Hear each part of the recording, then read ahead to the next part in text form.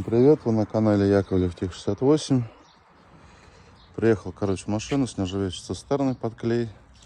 При заливке у нас на заводе на пигменте бочка потекла. Сейчас изнутри было выявлено 2 лопины. Толщина стенки извест, я думаю, минимум 6, наверное. Вот.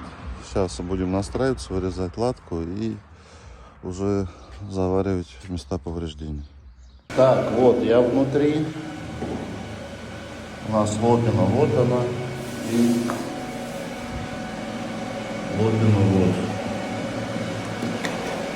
Сейчас будем варить. Вот, лопина перекрыл. Сейчас буду ставить латку. То же самое будет проделаться по выводу. Так, что у нас? Одна латка у нас, вернее, шов заварен, латка положена. И второе место, шов заварен, латка положена. Все готово.